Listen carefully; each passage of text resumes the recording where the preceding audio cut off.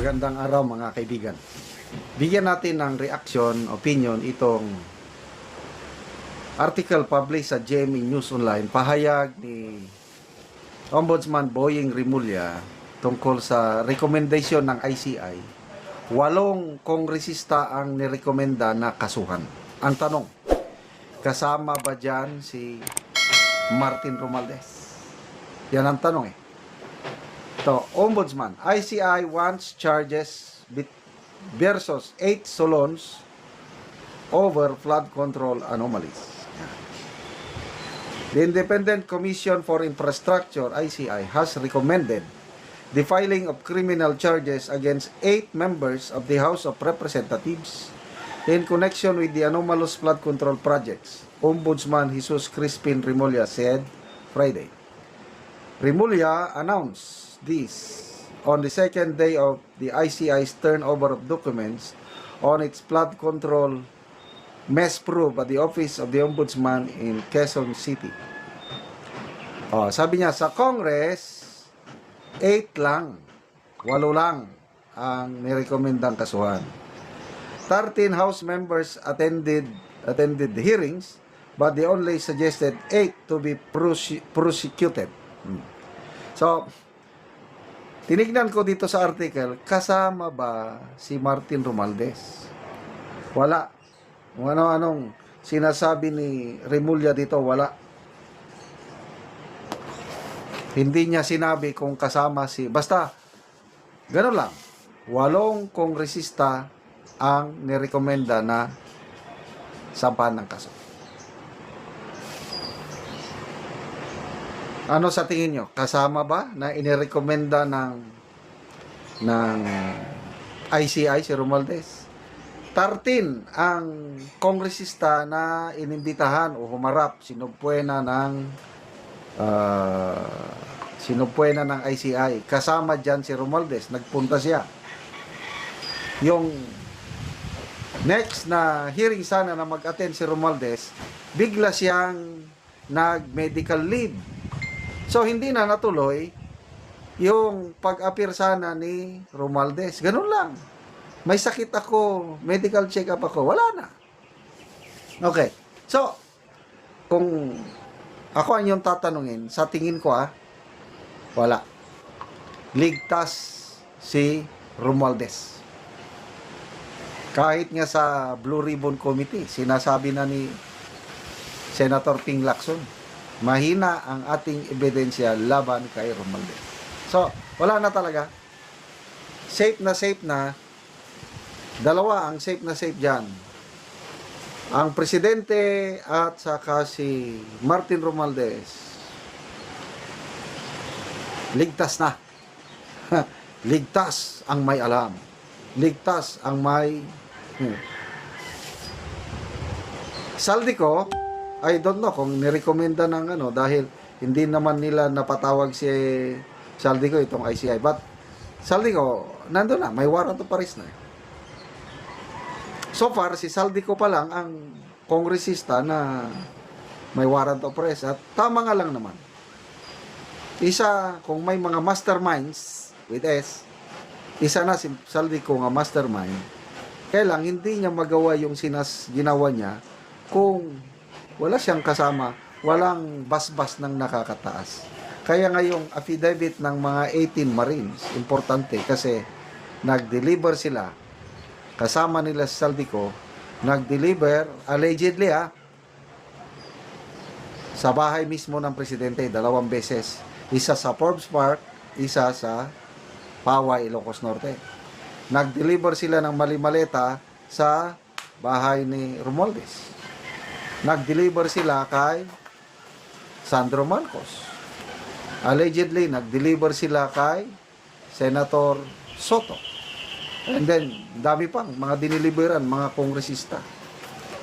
So, dapat lang talaga na itong si Saldico maparusahan dahil isa siya sa mastermind sa nakawan. Ang tanong, bakit siya lang?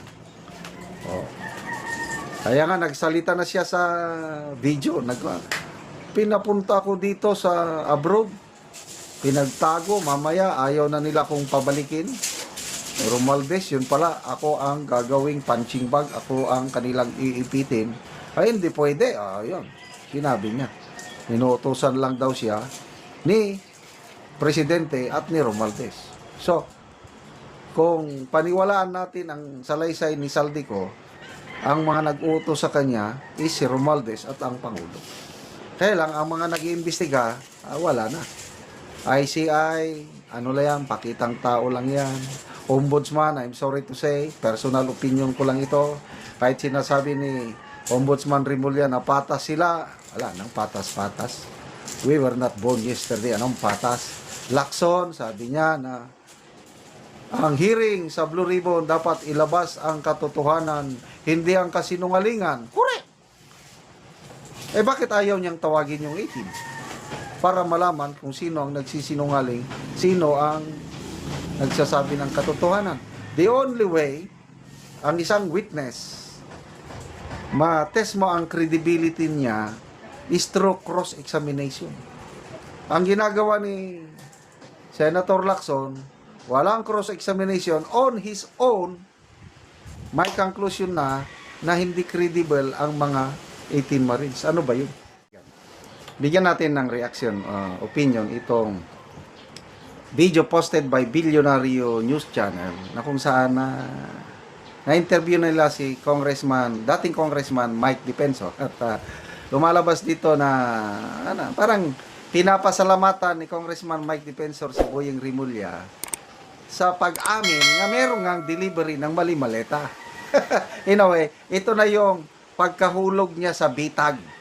Marami ang nagsasabi na may patibong, grupo ni na Defensor, Atty. Baligod, naglagay ng picture, panahon ni Duterte, di umamin ngayon. Totoo, may delivery ng maleta, hindi lang panahon ng Marcos, pati si Duterte, nagsalita kagad si Boyeng. Di naisahan, nautakan siya ni Congressman Defensor. But in a way, nagpasalamat siya sa pag-amin ng Ombudsman. Pakinggan natin. First of all, nagpapasalamat ako na lumabas na nagsalita si Ombudsman Boyeng Remulla about it. Kasi, di ba, it's a recognition na may ganun nangyayari. Now, as to the actual, ang nakuha ko ma'am na statement niya was may isa daw picture from all the pictures that were part of the affidavit. Sabi niya, may isa doon. 2022, panahon pa ni Lord Velasco.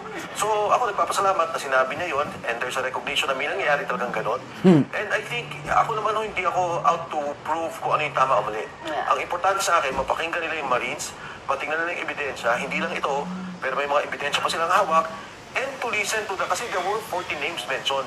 Actually, ma'am, di ba, yung mga Marines, wala naman sinabing crime eh. Ang sinabi nila, nag-deliver kami ng pera. Pero, nagsimula yan kay Saldico. Sabi nila, si Saldico mastermind. Si Saldico ang pinuro ng korupsyon dito sa, di ba sabi ng gobyerno? And ito yung mga tao ni Saldico. Ako, yung maganda doon, totoo.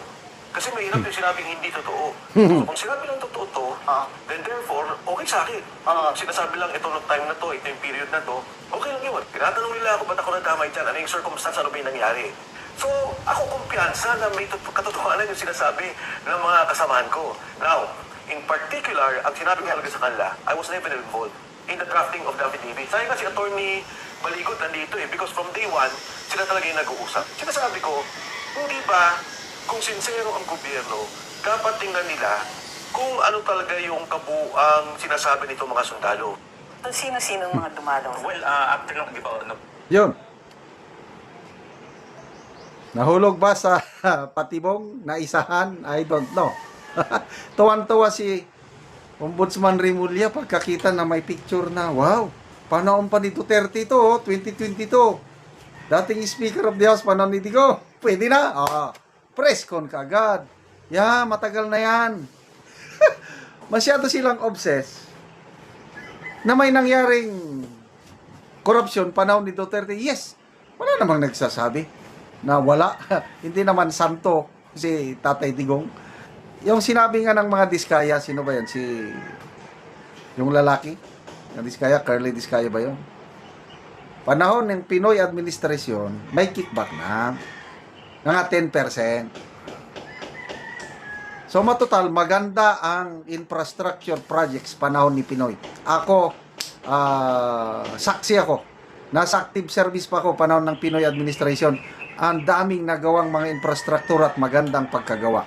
Ayan. May kickback na yan, 10%. Panahon ng Duterte administration, meron pa rin. Tumaas ng kaunti, 15% according to Diskaya. Ang problema, panahon na ngayon, Marcos Jr., naging doble, triple, naging umabot 30 to 40%. Kaya ito, nangyari yung worst na kawan sa kasaysayan ng ating bansa. Ngayon, lumabas na yung 18 Marines, kung ano-ano pang ginagawa, kung sino pa yung naglabas ng